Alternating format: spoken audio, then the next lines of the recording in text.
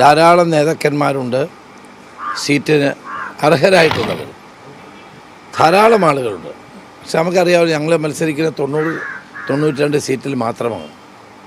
അർഹതപ്പെട്ട ധാരാളം ആളുകളുണ്ട്. സ്വാഭാവികമായും സീറ്റ് ആഗ്രഹിക്കുന്ന പലർക്കും നിരാശയുണ്ടാകും. പക്ഷെ അവരൊരു കാര്യം മനസ്സിലാക്കേണ്ടത്, അവരെ ഈ നിലയിലേക്കൊക്കെ വളർത്തിക്കൊണ്ടുവന്ന ഈ പാർട്ടിയാണ്. അപ്പോൾ പാർട്ടിയുടെ ഒരു നിർണായക ഘട്ടമാണ്. ആ ഘട്ടത്തിൽ അവർ പാർട്ടിയോടൊപ്പം നിൽക്കേണ്ടവരാണ്. തിരഞ്ഞെടുപ്പിൽ നമുക്ക് സീറ്റ് കിട്ടും, കിട്ടാതിരിക്കും, അതൊക്കെ ഇതിൻ്റെ ഒരു ഭാഗമാണ്. അപ്പോൾ അതുകൊണ്ട് എല്ലാവർക്കും സീറ്റ് കൊടുക്കാനും കഴിയില്ല. കുറച്ച് പേർക്ക് സീറ്റ് കിട്ടും, കുറച്ച് പേർക്ക് സീറ്റ് കിട്ടാതിരിക്കും.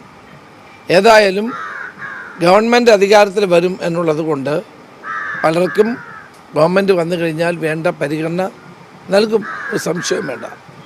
അപ്പോൾ അതുകൊണ്ട് തന്നെ ആർക്കും ബുദ്ധിമുട്ടോ വിഷമമോ ഉണ്ടാകേണ്ട കാര്യം ഉണ്ടാകും. ആഗ്രഹിക്കുന്ന സ്ഥാനത്തേക്കോ സീറ്റുകളിലേക്കൊക്കെ വന്നില്ലെങ്കിൽ പ്രയാസമുണ്ടാകുക സ്വാഭാവികമാണ്. പക്ഷെ അവരെല്ലാം ഉൾക്കൊള്ളാൻ പാർട്ടിക്ക് സാധിക്കും. പാർട്ടി അത്രയും വലിയൊരു കരുത്തുള്ള പാർട്ടിയാണ്. അതുകൊണ്ട് എനിക്ക് പറയാനുള്ളത്, സീറ്റ് കിട്ടാത്തതിൻ്റെ പേരിൽ ആരും പാർട്ടി വിടേണ്ട കാര്യമില്ല. നമ്മുടെ ഒരു ആശയത്തിൻ്റെയും ആദർശത്തിൻ്റെയും അടിസ്ഥാനത്തിലാണ് ഈ പാർട്ടിയിൽ പ്രവർത്തിക്കുന്നത്. അപ്പോൾ അതുകൊണ്ട് അങ്ങനെ വലിയ നേതാക്കന്മാരൊന്നും വലുതായിട്ട് പോകുമെന്ന് എനിക്ക് ഒരിക്കലും കരുതാൻ കഴിയില്ല.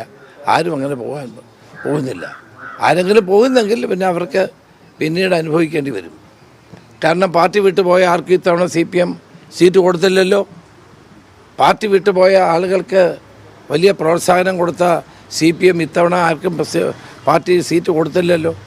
അതൊക്കെ എല്ലാവരുടെയും മുമ്പിൽ അനുഭവപാഠം ആകുമെന്നാണ് എൻ്റെ വിശ്വാസം.